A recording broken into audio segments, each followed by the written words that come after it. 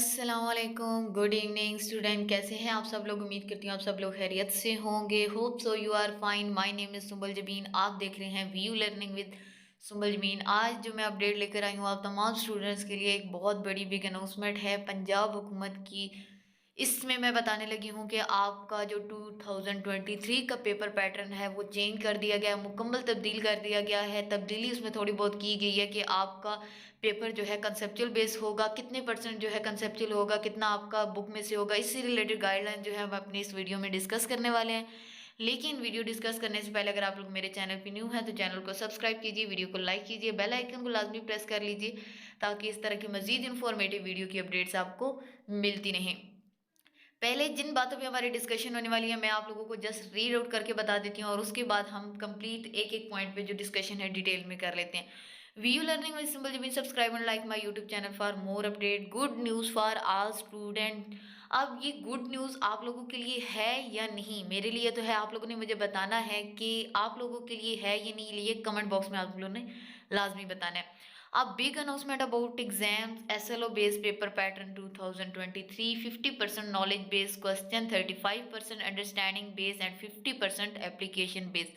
यानी कि मैं आपको साथ में एक नोटिफिकेशन भी दिखा देती हूँ, लेकिन उससे पहले आ जाते हैं हम अपनी डिस्कशन पे कि पहले जो है इस बार तो आपका पेपर होगा SLO based. Means SLO means student learning outcome, यानी कि जो बच्चे ने काम किया है, जो उसने खुद पढ़ा है, उसमें से उसने सीखा क्या है। मतलब आपके कंसेप्चुअल बेस पे आपको क्लास में लेक्चर दिया जाता है, आपको उसमें से क्या समझ आया, आप अपनी वर्ड में उसको कैसे कन्वर्ट करेंगे और किस तरह से इनको जो है प्रिपेयर करेंगे अपना आंसर। एक अपने वर्ड में अगर आपको एक क्वेश्चन दे दिया जाए, कोई ऐसा क्वेश्चन कि जो सिंपल आप डेली लाइफ में वो जो है क्वेश्चन यूज हो रहा है, फर्ज कर लें कि मैं आपको कोई ऐसा टॉपिक दूं जो आपकी डेली की लाइफ में यूज़ होने वाला हो और मैं आपको उस पर क्वेश्चन दे दूं, तो आप अपनी वर्डिंग में रोज़मर्रा की जो ज़िंदगी में इस्तेमाल होने वाली वो चीज़ें हैं उनके बारे में लिख सकते हैं। मीन्स ये होता है कंसेप्चुअल बेस का। या आपको क्लास में किसी टॉपिक पे लेक्चर दिया जाता है, आप लोगों ने जो पढ़ा है उसमें से क्या समझ आई, आप बुक को छोड़ के उसी वर्डिंग को आपने समझ लिया, उसको सारे रट्टा लगाने से तो चीज़ वैसे भी नहीं आती। आप लोगों ने उसमें जो जो भी चीज़ आपको समझ आई आप उसके पॉइंट्स बना के अपनी नोटबुक पे लिखो ताकि आप लोगों के लिए ईजी हो। और इस बार इस पॉलिसी को जो है अपनाया गया है कि उसी स्टूडेंट को नंबर दिए जाएंगे जो कंसेप्चुअल बेस पे पेपर जो है हल होगा। फेडरल बोर्ड में तो हमेशा होता ही है।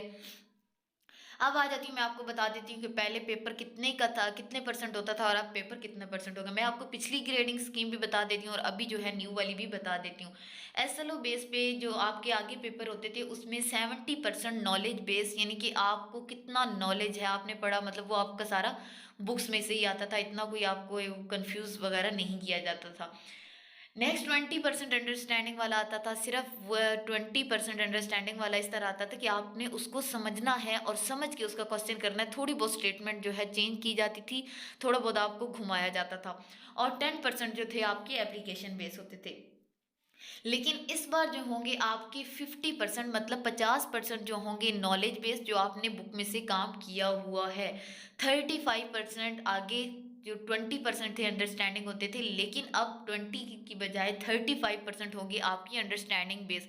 अब अंडरस्टैंडिंग बेस पे ये जो होंगे, आप लोग ने कंफ्यूज नहीं होना कि ये हमारा पेपर पता नहीं कौन सी बुक में से आ जाएगा, कहाँ से आ जाएगा, कैसे आ जाएगा, हम पास कैसे करेंगे, अपनी वर्डिंग में कन्वर्ट कैसे करेंगे। तो आपकी बुक में से ही क्वेश्चन होगा, जस्ट जो है उसकी स्टेटमेंट चेंज कर दी जाएगी। जैसे कि अगर डिफाइन न्यूटन्स लॉ हो गया या कुछ भी होगा, बॉयज़ लॉ हो गया, आपको थोड़ी सी स्टेटमेंट चेंज कर दी जाएगी। Right a detail note on boys law, it's mathematical explanation या मैथमेटिकल इक्वेशन, या इस तरह करके कोई भी क्वेश्चन जो है चेंज किया जाए। What do you know about Boyle law, या थोड़ा सा स्टेटमेंट को चेंज किया जाएगा, होगा वही, लेकिन आप लोग उस क्वेश्चन को तभी पहचान पाएंगे जब क्वेश्चन को आप गौर से रीड करेंगे और रीड करके उसको समझेंगे, तब आप लोगों को ये बात जो है अच्छे तरीके से समझ आएगी। अब कंसेप्चुअल बेस पे पेपर आएगा, स्टूडेंट कहेंगे कि हमारा कंसेप्ट कहाँ से आएगा। अब कंसेप्ट मैं आपको बता देती हूँ। आप लोगों ने जस्ट फिर जो आप क्लास ले रहे होते हैं उसमें एक आपको लेक्चर दिया जाता है हर स्टूडेंट्स को। ये स्पेशली पंजाब के तमाम जितने भी स्टूडेंट्स हैं उनके लिए लेक्चर आपको दिया जा रहा होता है। तो आपको हमेशा जो टीचर्स हैं वो टॉपिक्स उसमें थोड़ी बहुत उर्दू में आपको एक्सप्लेनेशन कर रहे होते हैं। अब आप लोगों ने वो क्लास जो है लेते हुए और फुल कंसंट्रेशन के साथ बात सुननी है और बात सुनने के बाद आपने उसको समझ लेना है कि हाँ ये ऐसे था। तो उसी को अपनी वर्डिंग में आसान इंग्लिश में कन्वर्ट करके जब आप लिखोगे तो वो आपका बन जाता है कंसेप्ट। जैसे कि मैंने आपको एक टॉपिक पे लेक्चर दिया, आपको उसकी फुल समझ आ गई कि अब मैं आपको कहूँ कि अब मैंने जो आपको समझाया आपको समझ आ गई, आपने कहा आगे, अब मैं आपको कहूँ कि जो मैंने आपको समझाया वो मुझे लिख के रिटन फॉर्म में दें, तो आप उसी को बजाय इसके कि आप बुक को वो इज आ ऑफ की ये सारा कुछ जो है रट्टा लगाते हैं, रट्टा लगाने की बजाय आपको जो समझ आया आप उसकी पॉइंट्स बनाओ और पॉइंट्स बना के खुद से लिखने की कोशिश करो। ये होता है आपका कंसेप्ट और इस पर आपको इसके मार्क्स भी मिलेंगे। तो ये थी स्टूडेंट आप लोगों के लिए बहुत बड़ी गुड न्यूज़, मेरे लिए तो गुड न्यूज़ थी क्योंकि आप लोगों के लिए आसानी होगी। ये बजाय इसके कि आप बुक को रट्टा लगाओ, आपको जस्ट बुक का टॉपिक पता होना चाहिए। आप उसको थॉरली जो है पूरे टॉपिक को रीड कर लो, रीड करने के बाद अपने माइंड में उसको बिठा लो कि इसमें क्या हुआ था, कहाँ से ये चीज़ आ रही थी, कैसे हो रही थी, इसका मीनिंग क्या था। सबसे पहले आपको मीनिंग आना चाहिए। और साथ में ये नीचे मैं आपको नोटिफिकेशन भी दिखा देती हूँ, ये थोड़ा सा ब्लर है लेकिन मैं आपको पढ़ के साथ में दे देती हूँ। The Punjab board committee of ये जो कमेटी है इसने जो मेन एजेंडा था इस कमेटी का मैं आपको बता देती हूँ। 13 November 2021 vide agenda item number 17 decided to change the existing pattern of question paper for MCQs, short question and long question according to international standard of learning through SLO form, rate learning to conceptual learning in the year of 2022 and honored as under के यानी कि जो आपकी 2022 में तो change किया गया, आपको बताया गया ये SLO बेस है।